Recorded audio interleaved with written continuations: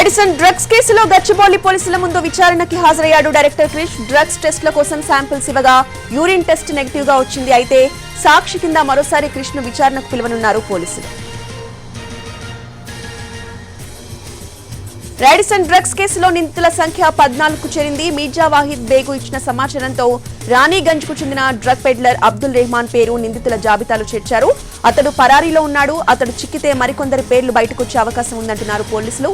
14 మందిలో 9 మంది వినియోగదారులు కాగా మిగిలిన 4 కొకైన్ సరఫరా చేసినవారు. ఇక మరో వ్యక్తి వివేకానంద డ్రైవర్. వారం రోజులవుతున్నా కూడా 4 నిందితుల జాడ దొరకలేదు. నీల్ సందీప్, శ్వేత, లిసి కోసం పోలీసులు గాలిస్తున్నారు.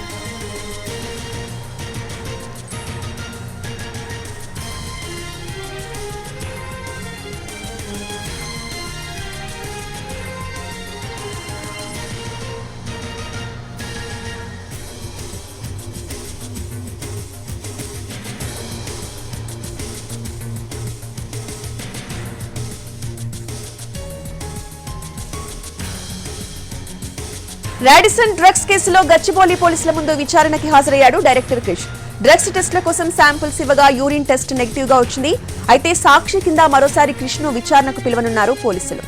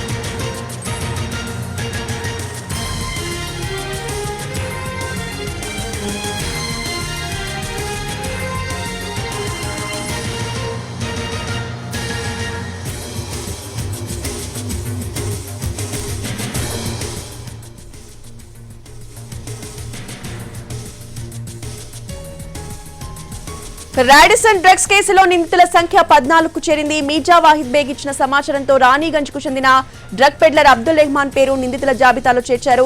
ఇదే అంశంపై లేటెస్ట్ అప్డేట్స్ మా ప్రతినిధి రాధాకృష్ణ అందిస్తారు.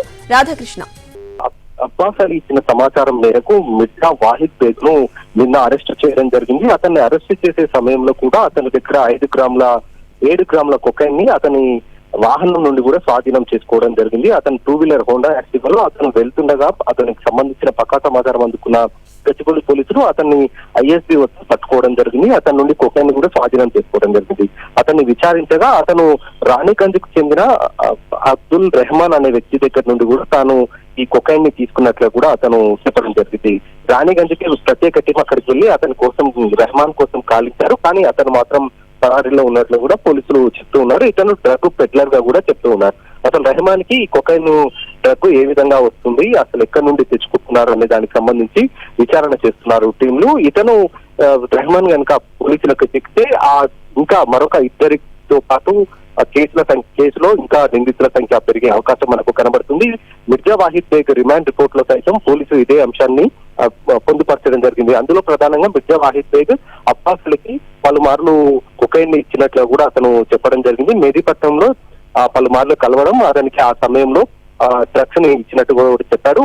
1 గ్రాము 14,000 రూపాయలకు తాను అమ్మినట్లు కూడా చెప్తూ ఉన్నాడు మిర్జా వాహిద్ బేగ్. మొత్తానికి ఈ కేసులో ఇప్పటి వరకు నిందితుల సంఖ్య 14కు చేరింది.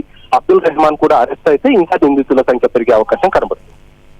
Right, thank you Radhakrishna.